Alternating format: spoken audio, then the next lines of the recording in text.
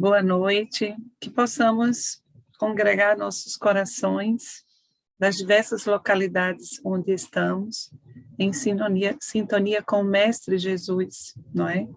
Estou aqui com a imagem de Francisquinho, ó. Estamos celebrando, né, o aniversário de Francisco de Assis por esses dias.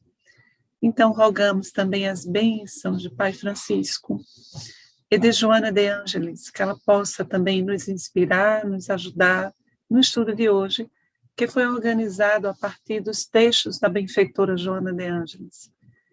Harmonia interior. Então, a gente começa fazendo uma reflexão sobre o contexto sócio-histórico em que estamos inseridos. Nós percebemos que existe, como diz a benfeitora, um tumulto, uma espécie de tumulto, de burburinho, que assola em toda parte no planeta, desequilibrando comportamentos humanos. E nesse contexto parece que não há espaço para harmonia, que não há espaço para segurança, para uma vivência espiritual que dignifica e tranquiliza o espírito. Porém, só parece, porque para aqueles que estão atentos aos processos que estão sendo construídos pela própria espiritualidade maior, este sim é um momento importantíssimo em que podemos nos organizar para vivermos a nossa espiritualidade de forma mais consciente. Então, o contexto que se vive é um contexto desafiador, porque a todo tempo estamos sendo expostos a notícias difíceis, complexas, a desequilíbrios de toda ordem, a natureza já revelando que não suporta mais a nossa atuação. A gente percebe que a forma como o homem se organiza, como nós, quando a gente fala homem, nós, não é? Como nós nos organizamos, precisa ser modificada. E é também nesse contexto que todos os conflitos parecem emergir e pululam por toda parte, não é? Isso porque, numa perspectiva da psicologia profunda, aquilo que está encoberto, aquilo que eu não conheço, eu não dou conta de transformar. Daí porque nós estamos tendo uma evidenciação, uma espécie de exacerbação do mal. A gente pensa que tudo está fora da ordem, que tudo está num caos indefinido, mas não é assim. Jesus está no leme, está coordenando todo esse processo. Porém, as criaturas humanas, de alguma forma, elas estão entrando em contato, neste momento, com o pior e com o melhor do ser humano. As forças da luz também estão atuando. Nesse momento, criaturas humanas já evangelizadas, já vinculadas à fraternidade universal, já estão lançando as bases da regeneração. Mas nós precisamos mudar.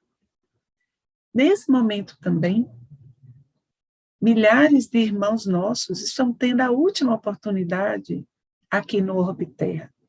E eles estão reencarnados, provocando muita desordem. Revelam os conflitos da sua alma, as inquietações do seu espírito ainda vinculados a certos padrões de comportamentos que não serão mais admitidos numa terra regenerada. Mas eu preciso conhecer, eu preciso ver para transformar, para me transformar também.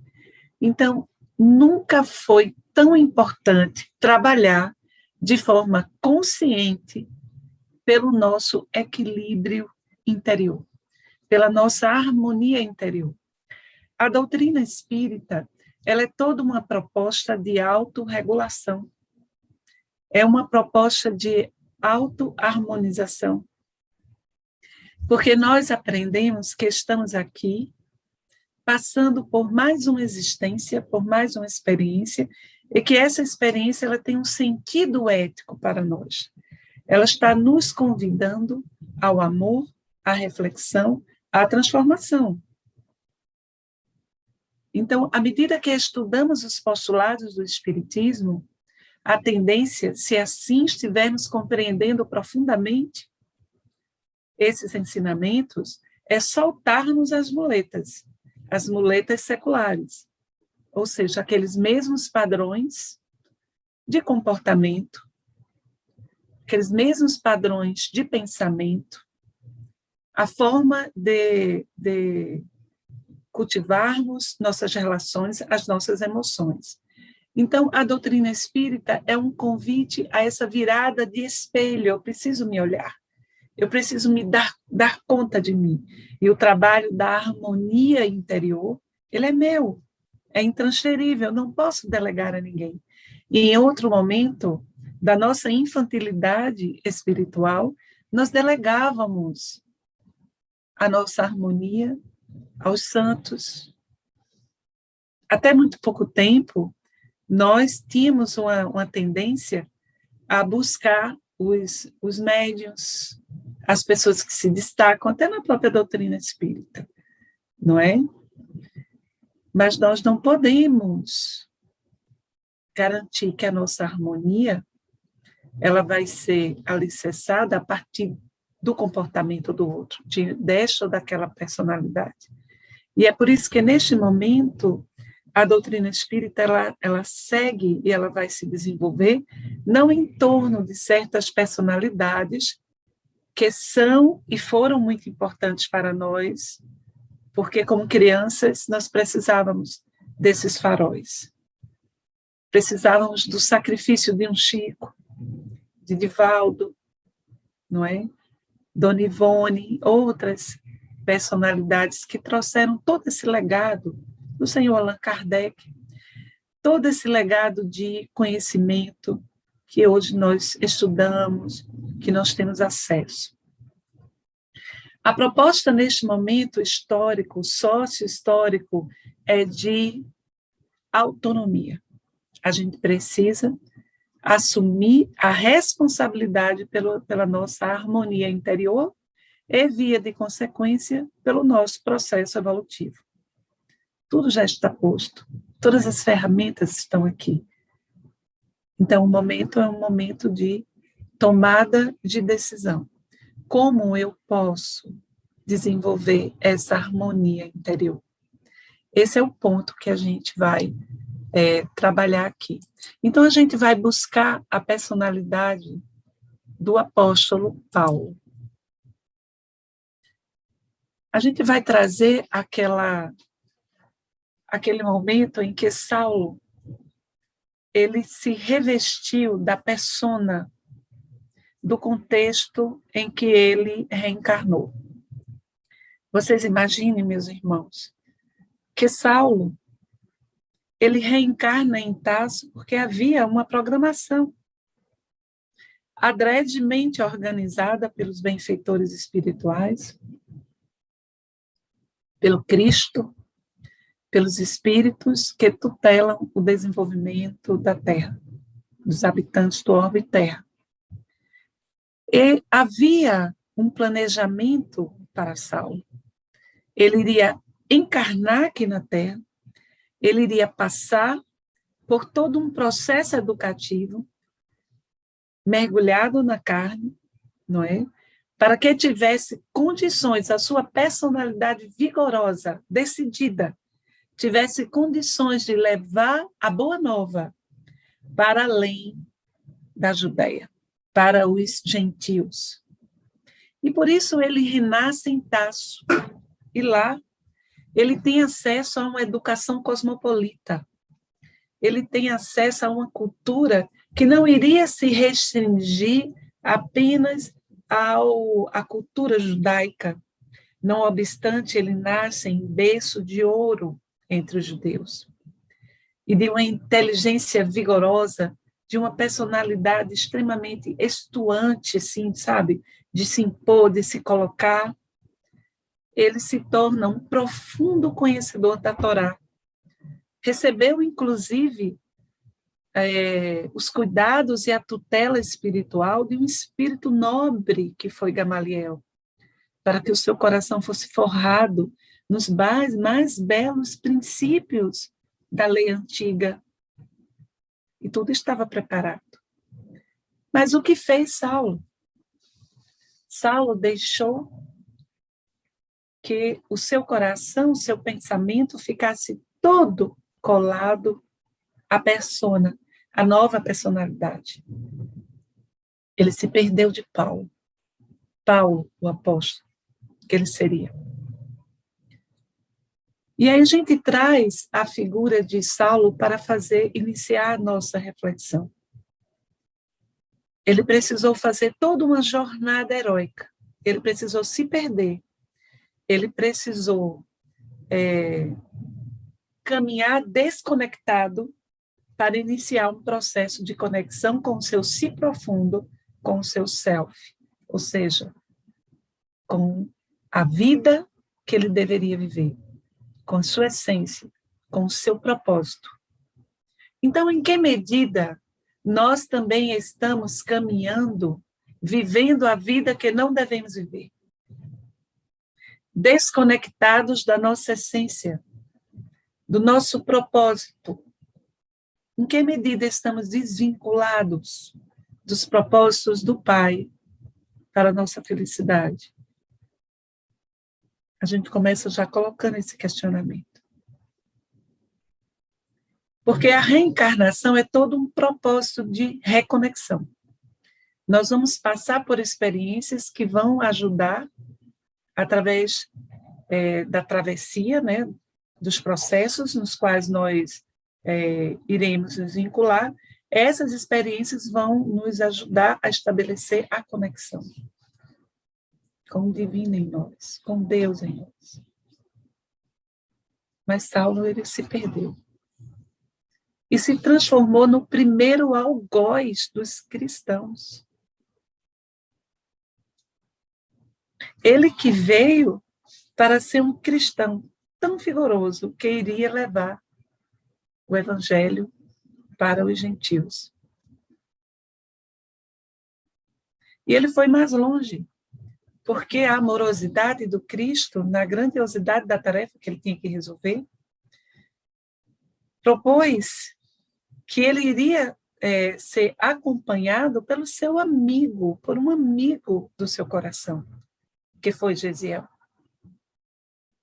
Posteriormente, denominado de Estevão, na Igreja do Caminho. E Estevão, que era o seu amigo, aquele que iria, junto com ele, ser um homem do caminho, queria caminhar com ele, irmão do seu amor. Saulo tem a oportunidade de encontrar dois vigorosos afetos para lhe fortalecer o coração diante da tarefa árdua que estava programada. E o que ele faz? Ele se deixa engolfar pelo orgulho de casta. Ele se deixa obnubilar a percepção pelos poderes temporais transitórios. E de forma tão apaixonada, porque era uma personalidade apaixonada, ele sabia que ele tinha um propósito. Ele sabia que ele tinha algo a defender. Mas ele achou que era a lei antiga. Ele se equivocou. Naquele primeiro momento. Ele achou que era isso. E aí, com tanta fidelidade, ele começa a fazer essa defesa e se transforma no primeiro algoz, no primeiro perseguidor dos cristãos. E Estevão, o protomarte do Evangelho. Por quê? Porque estava desconectado, Saulo estava desconectado da vida que deveria viver. Então, para entabularmos uma jornada heróica, como diz Jung, consciente de iluminação e, consequentemente, de harmonia interior, eu preciso virar o espelho para mim e me autoanalisar. Quais são as sombras que eu não consigo ainda enfrentar? Qual é o meu propósito? O que a minha alma pede? Foi só depois de muito sofrer e muito fazer sofrer que Saulo, a caminho de Damasco, caminhando no seu cavalo mais à frente, 2 companheiros atrás, em que ele foi fazer no caminho de Damasco um processo de reflexão. Era quase meio-dia, sol a pino. E Saulo ia revendo toda a sua vida. Ele estava em conflito, ele estava angustiado. E aqui vale um apontamento. Muitas vezes a angústia e o conflito é a alma pedindo que a gente redirecione os nossos passos, que a gente reveja o caminho que a gente está seguindo. A alma sabe para onde deve ir. Você sabe para onde deve ir, mas é preciso se conectar. E então, naquele caminho de Damasco, toda a vida de Saulo passou como uma espécie de calidoscópio, todas as cenas. E as cenas que mais lhe marcavam e mais lhe tocavam eram aquelas cenas em que estavam os 2 irmãos de Corintos, Abigail e Estevão.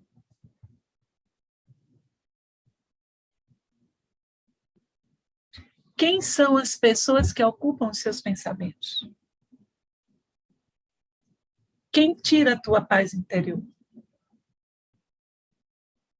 Quem está sempre nas tuas preocupações? De quem você não esquece? Esses afetos são pistas do seu propósito, do seu sentido. E aí, perto já de Damasco, meio-dia, Saulo vê um clarão. E ele tomou um susto tão grande com aquele clarão, que ele cai do cavalo e vê Jesus. Ele vê aquele ser magnificente, aquela figura majestica, olhando para ele, os braços estendidos, amorosamente. Saulo, Saulo, por que me persegues? Por que? Eu sou teu amigo. E ele cai do cavalo. Essa queda é simbólica na dimensão da psicologia profunda, porque nós precisamos cair do cavalo, sim.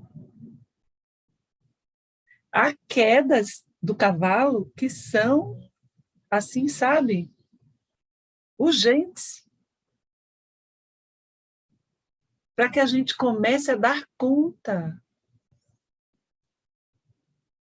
Ele cai do cavalo. Mas é tão linda aquela personalidade, tão forte, tão determinado. E era essa característica que Jesus precisava para que ele executasse sua tarefa. Porque quando ele se ajoelha e olha para Jesus, ele já diz assim: Senhor, que queres que eu faça? Ele já toma a decisão. Já era Paulo, emergindo de dentro dele, ou seja, já estava vendo a conexão do eixo ego com o eixo self. Senhor, que queres que eu faça? Tomou a decisão. E aí vocês sabem o que aconteceu depois. Mas essa mesma personalidade, mesmo tendo passado por toda a transformação que ele passou, e já assumindo as suas tarefas, não é? Se transformando no homem do caminho, é ele que vai, na epístola, numa das suas epístolas aos Romanos, dizer o seguinte: sei que nada de bom habita em mim, isto é, em minha carne, porque tenho o desejo de fazer o que é bom. Eu quero fazer o que é bom, mas eu não consigo fazer o que é bom.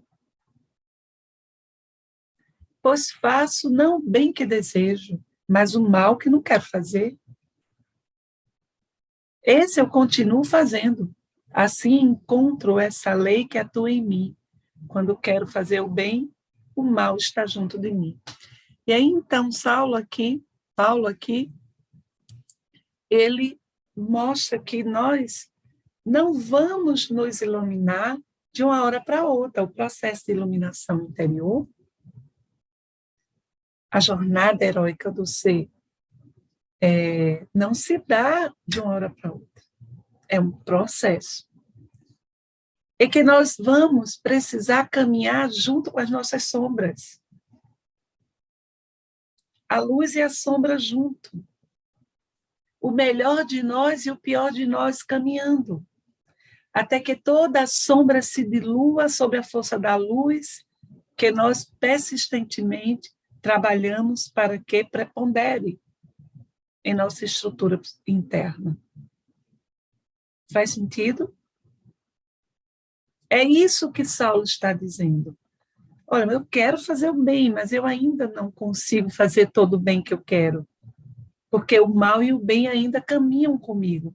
Mas a imagem mais importante nessa fala de Paulo é caminham.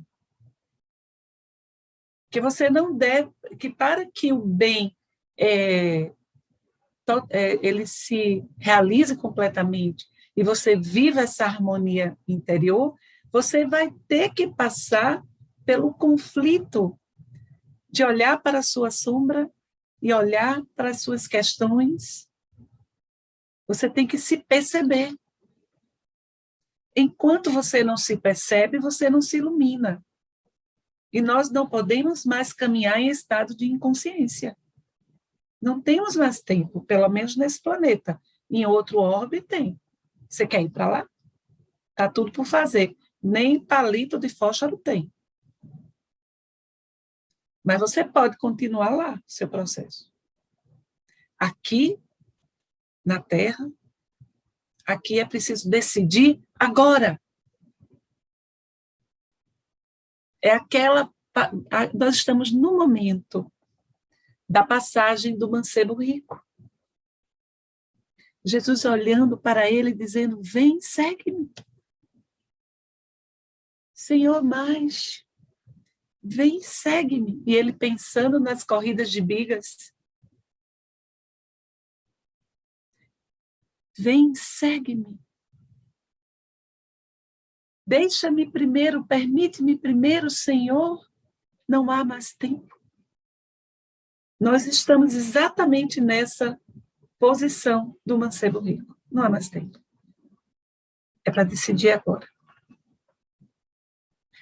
E Paulo decidiu. Todavia, decidir é o pressuposto para caminhar conscientemente.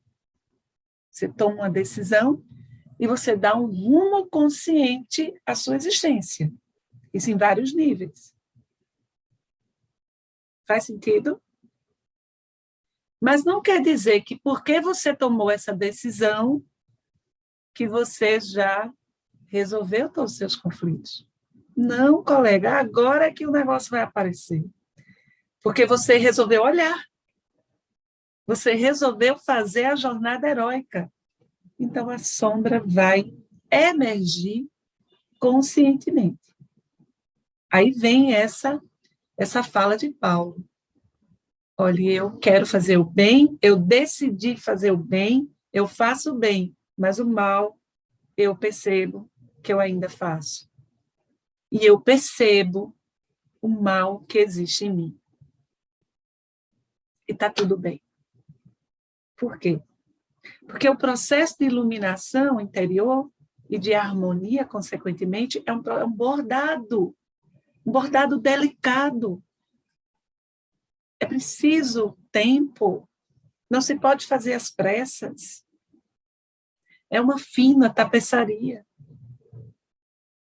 que vai ser incrustada de forma indelével na sua túnica nupcial.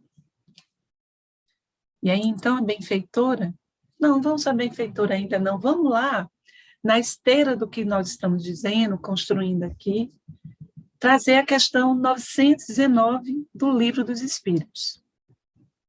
O senhor Allan Kardec pergunta qual o meio prático mais eficaz que tem o homem de se melhorar nesta vida e de resistir à atração do mal. E os espíritos respondem, um sábio da antiguidade vos disse, conhece a ti mesmo. Conhecemos toda a sabedoria desta máxima, porém a dificuldade está precisamente em cada um conhecer a si mesmo. Está lá no Livro dos Espíritos. Aí, então, Santo Agostinho, ainda nessa questão 919A do Livro dos Espíritos, ele vai trazer algo que é muito importante nessa nossa jornada. O primeiro aspecto que a gente traz é a decisão, a tomada de consciência, a decisão. E você caminhar, iniciar a jornada consciente. Santo Agostinho vai, nessa passagem, falar sobre a necessidade de, mesmo nos percebendo imperfeitos, a gente precisa aceitar essa imperfeição e corajosamente ir transformando. Ele vai dizer, o conhecimento de si mesmo é, portanto, a chave do progresso individual. Eu preciso conhecer. Então, a natureza invejosa ainda da minha personalidade precisa ser revelada. Eu preciso amorosamente, compassivamente, entrar em contato com isso. Não posso negar. Então, Santo Agostinho, ele diz, mas direis, como há de alguém julgar-se a si mesmo? Não está aí a ilusão do amor próprio para atenuar as faltas e torná-las desculpáveis? O avarento se considera apenas econômico e previdente. O orgulhoso julga que em si só há dignidade. Isso é muito real, mas tendes um meio de verificação que não pode iludir-vos. Que meio é esse? Como a gente pode verificar? Aqui está todo um convite à coragem. Porque enquanto a gente acha que o nosso orgulho, a nossa atitude orgulhosa, nós estamos só nos precavendo, a gente está se desculpando. A gente está colocando mornos. A gente está ensombreando o conflito, ou como Jung diz, o complexo, o aspecto que precisa ser trabalhado por nós. Então, é preciso ter coragem para virar esse espelho e começar a se trabalhar. Coragem e amorosidade. Sem isso, a gente não segue. E aí, mais adiante, a gente traz um outro aspecto importante, né, na jornada heróica do ser, em vias consciente de harmonização interior. Joana de Ângeles fala da necessidade, a benfeitora, de fazermos silêncio. Ela diz, silencia as ansiedades do sentimento e acalma os tormentos, reflexionando em torno das tuas reais necessidades, o que de fato a gente precisa. Aprofunda a autoanálise e tem coragem de te desnudares perante a própria consciência. Faz silêncio. E aí no Evangelho tem várias passagens extremamente simbólicas desse movimento. Saulo mesmo, antes de iniciar a tarefa, ele buscou o deserto. Ele passou 3 anos junto de um casal de cristãos, amigos, chamados Áquila e Prisca. 3 anos, humildemente, saindo do pedestal daquele lugar que a cultura, que a sociedade o colocou, de doutor da lei, e foi buscar a forma de trabalhar humilde do seu clã, trabalhando com cor. E aí, então, a gente fica pensando que nesses 3 anos no deserto, foi um momento em que Saulo, ele procurou fazer a conexão com Paulo, ou seja, com o eu iluminado que existia dentro dele. Ele começou a se conectar ali, no silêncio do deserto. Onde podemos estabelecer esse lugar deserto, esse lugar longe da balbúrdia, dos hiperestímulos da nossa cultura?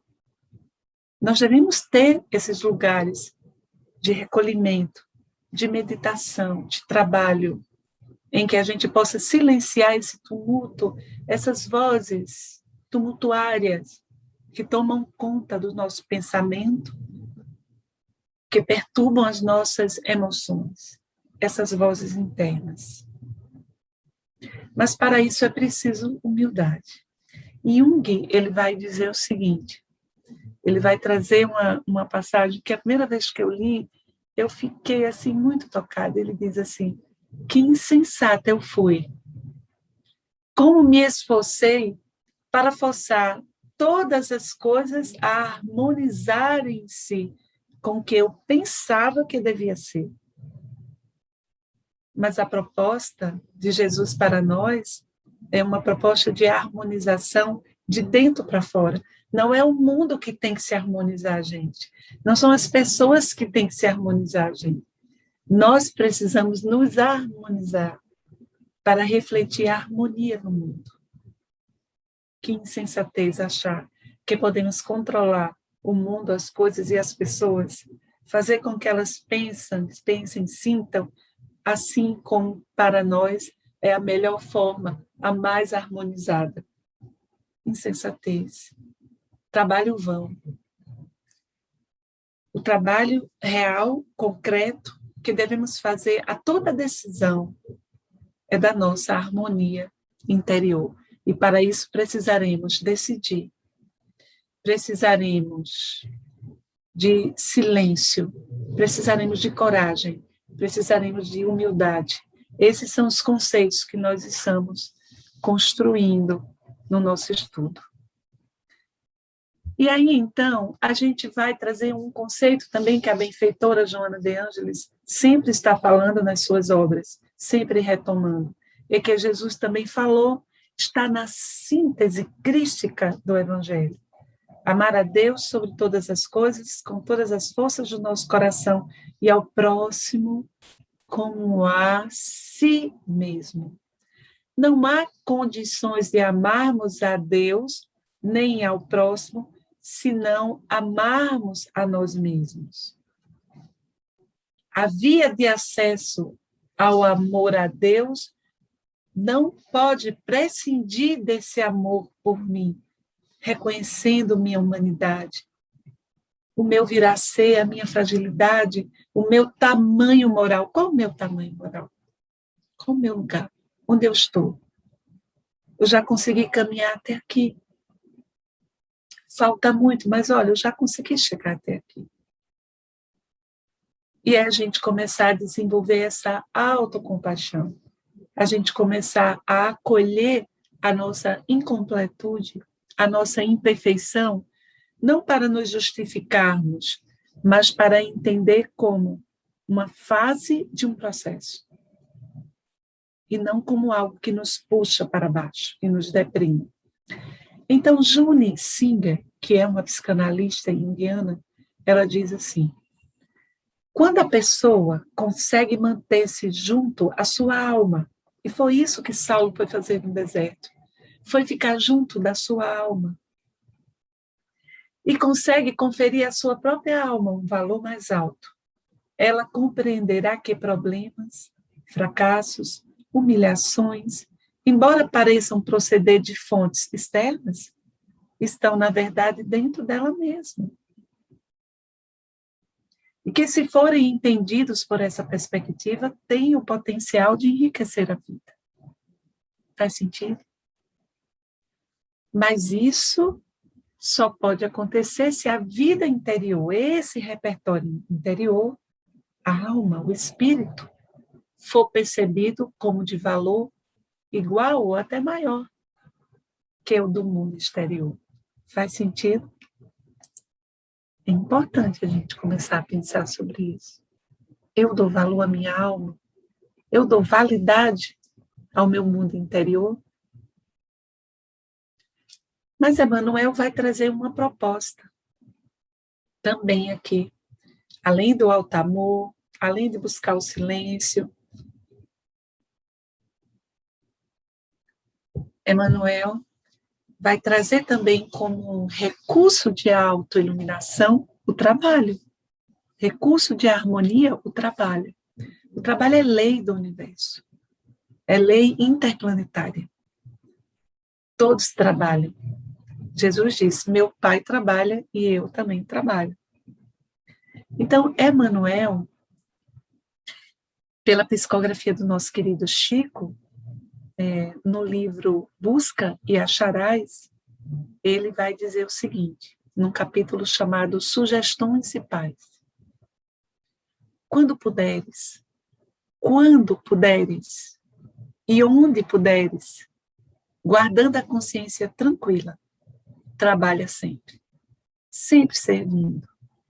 Assim agindo, ainda que não percebas, desde agora estarás imperturbavelmente nos domínios da paz, ou seja, nos domínios da harmonia. Compreende? Então, assim, trabalho é necessidade de paz. Joana de Ângeles, no livro Momentos de Iluminação, ela vai trazer também a proposta da persistência. Porque a gente pode decidir, a gente pode começar todo esse processo, mas a gente precisa persistir, porque vai haver momentos que a gente vai se sentir fraco, desalentado, às vezes sem esperança, com medo. Então, a gente precisa persistir, sempre em frente. Joana diz: cada vez que te resolvas por te autodescobrires, conduze uma proposta de libertação. Enquanto a anestesia da mentira te obnubile o raciocínio, transitarás de um para outro problema sem que consigas paz real. Reunirás valores de fora, que perdem o significado. Logo são conseguidos, anelando pelo bem-estar fugidio, que se te anuncia e logo desaparece. Então, assim, a gente vai passar por processos em que a gente vai se esforçar e vai ver que os nossos propósitos não são suficientes. Aquilo que a gente fez não foi suficiente. A gente vai se sentir desalentado. Mas vamos continuar. Persistamos, vamos em frente, sem olhar mais para trás, sem tergiversar mais com aquelas mesmas sombras, aqueles mesmos comportamentos, os atavismos que precisamos superar. Tomar a decisão com consciência. E aí Joana vai dizer, começa mudando essa transformação pelos vícios sociais. Vícios como a mentira, a maledicência, a calúnia, o pessimismo, o comportamento de suspeita, passando aos dramas do comportamento. Cuida da inveja, do ciúme, do ressentimento, do rancor, do ódio. Ah, meu Deus, tanta coisa para a gente trabalhar. Mas ela diz, começa logo superando a mentira. Essa mania de falar mal dos outros. Começa reconhecendo essas sombras mais aparentes. E ela diz que, posteriormente, elabora medidas educativas às dependências que a gente tem, como dos alcoólicos, do tabagismo, da luxúria, distúrbios de conduta, padrões de comportamento que levam a alucinações psicológicas. Comecemos a nos liberar dessas questões, inclusive a alimentação. O cuidado com a alimentação, procurar se alimentar de forma mais regrada, mais ética, procurando causar menos dano aos animais, à natureza. Entende? Então, meus irmãos, a gente conclui, respeitando o horário que a quem me colocou, para abrir um espaço para pergunta, não é? Com uma reflexão ainda de uma mensagem que Joana de Ângeles psicografou, escreveu no dia 8/3 deste ano, 2021, pela mediunidade do nosso querido Di, no Centro Espírita Caminho da Redenção. A benfeitora, ela escreve nessa mensagem, eu posso até depois mandar para vocês. É uma mensagem linda para ser meditada. Ela fala a Divaldo, ela fala a nós, como se fosse uma conselheira. Ela diz: afirmou com segurança Jung que o ser humano é um animal eminentemente religioso, emocional, que necessita do outro para sentir-se completo. Esse sentimento religioso de religare não é em torno de uma crença metafísica específica, um teísmo qualquer, ou ausência dele. Trata-se, diz a benfeitora, de uma religiosidade em torno dos ideais de transformação. Repito, uma religiosidade em torno dos ideais profundos que trazemos de transformação, de crescimento, de conquista, de ser um ser que transcende, um ser feliz, um ser mais harmonioso. Então, meus irmãos, essa é a mensagem que a gente quer deixar. Que vivamos todos os dias conscientes, que estamos num processo religioso, para além dos templos. Toda decisão nossa, todo trabalho, todo bordado amoroso, implementando as virtudes universais de amor e de fraternidade dentro de nós, é um movimento religioso, terapêutico, harmonizador e libertador do nosso ser. Obrigada, Nani. Excelente reflexão. Muito, muito, muito boa reflexão. E você acabou dando várias ferramentas já na própria palestra. Não sei, a Adri, você teria perguntas, por favor? Tem. A Lília fez um comentário e uma pergunta, né? Nani, querida, te ouvindo sobre Saulo, podemos refletir que ele fez uma reciclagem existencial? Ele mudou totalmente o rumo da sua existência para viver uma vida plena, onde realizou a cura da sua alma. Podemos falar que ele acordou para a sua programação existencial? E depois, uma outra pergunta. A harmonia interior é a cura da alma? Sim, Lili.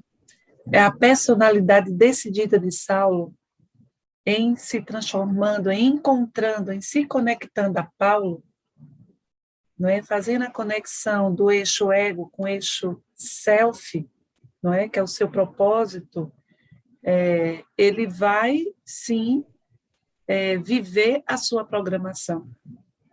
Só que, estudando a vida de Paulo, você percebe que essa jornada heróica, ela não se dá assim numa linha reta. Tem altos e baixos, tem momentos de sofrimento, momentos de dor, momentos de alegria. Então, o que marca mais na personalidade do apóstolo é exatamente a decisão profunda que ele tomou e como ele seguiu, não é? Então, você pergunta, podemos falar que ele acordou para a sua programação existencial? Sim, acordou. Acordou ali mesmo em Damasco. Ali, quando ele olha para Jesus e ele dá conta. Ele já levanta olhando, perguntando a Jesus, o que é para eu fazer? E a partir daí você não vê ele vacilar mais nenhum segundo. Entende? Muito embora o processo tenha sido doloroso para ele. Não é? Assim como para nós é também. Aí você pergunta, a harmonia interior é a cura da alma? Sim. Só conseguiremos a harmonia interior se iniciarmos esse processo religioso de reconexão, de conexão. Aí a gente vai ter paz. Faço uma pergunta a vocês, pensem um pouquinho. O que é que tira a sua paz? Uma pessoa que eu atendi no atendimento fraterno, ela veio falar sobre a vontade que ela tinha de se divorciar do esposo dela. E ela queria que eu dissesse. A gente fica sempre querendo um oráculo, né?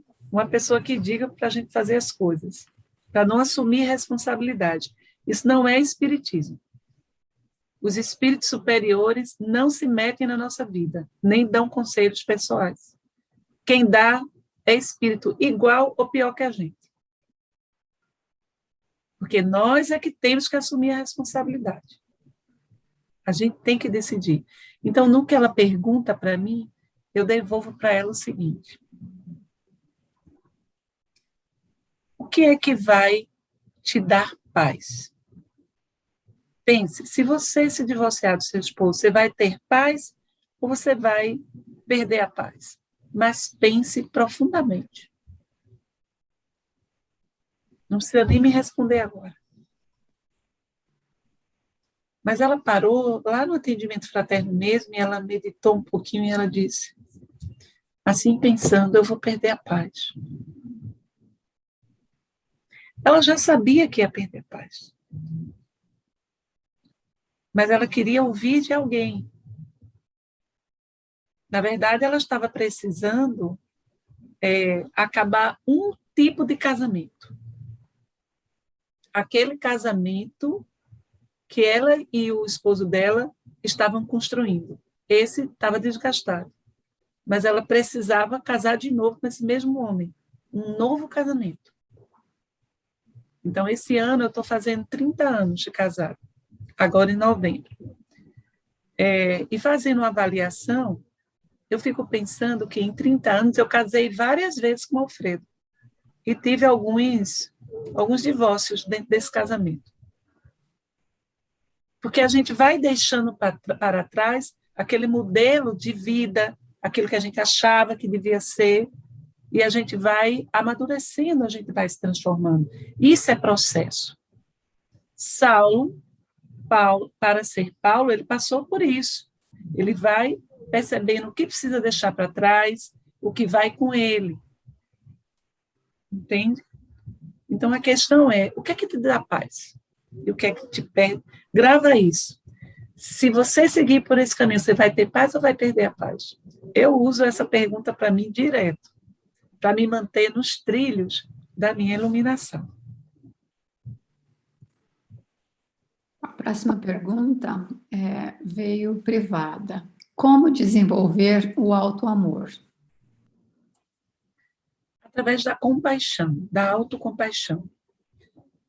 Olha para você mesmo e entende que você é uma obra inacabada.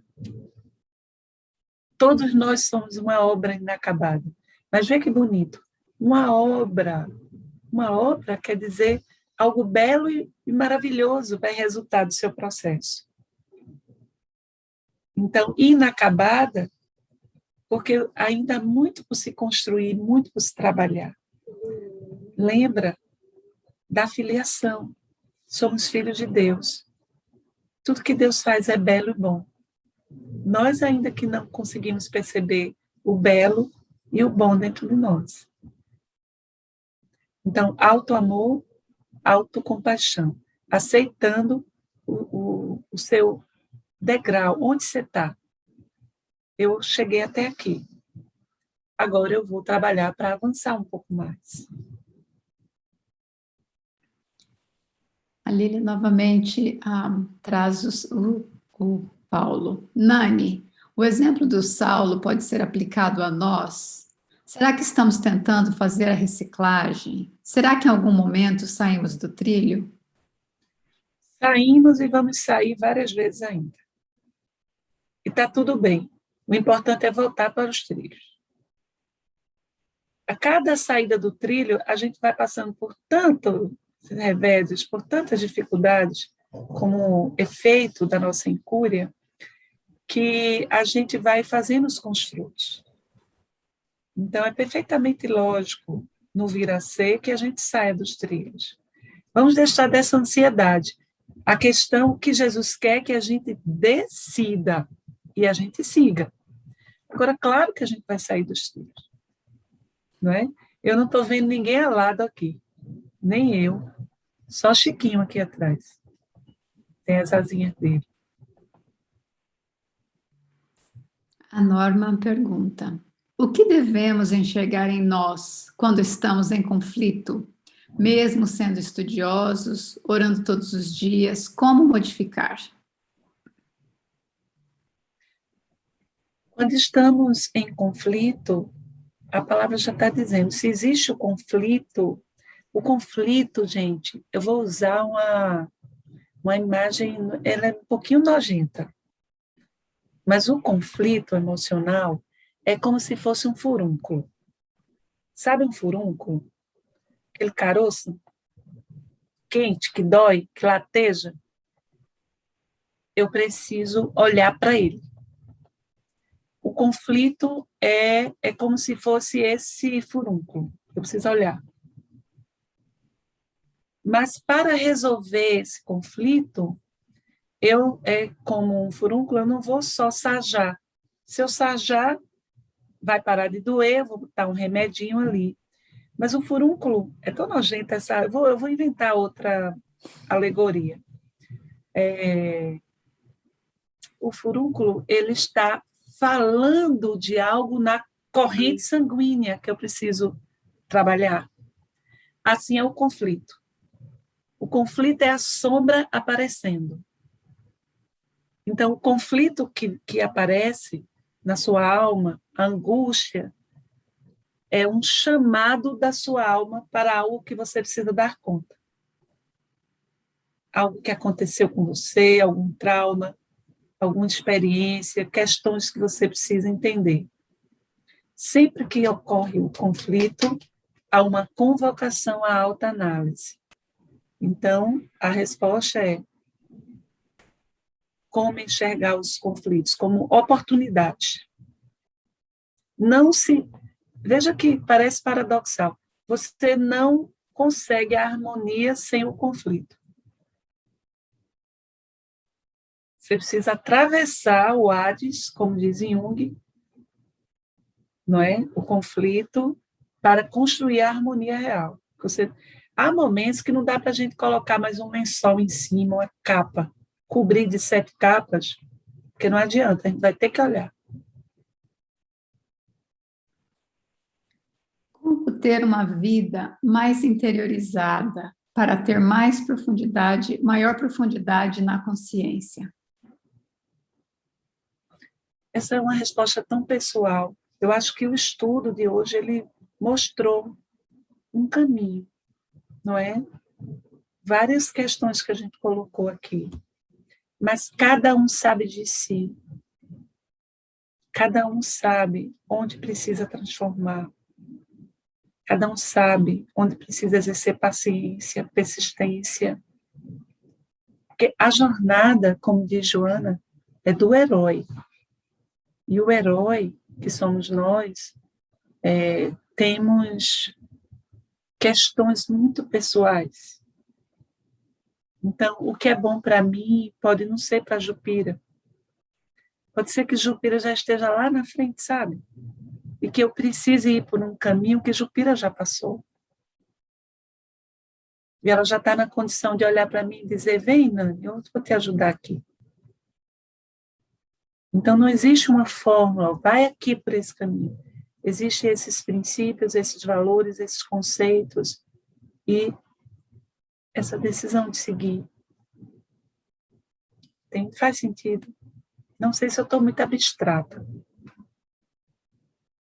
mas a gente precisa tomar as rédeas.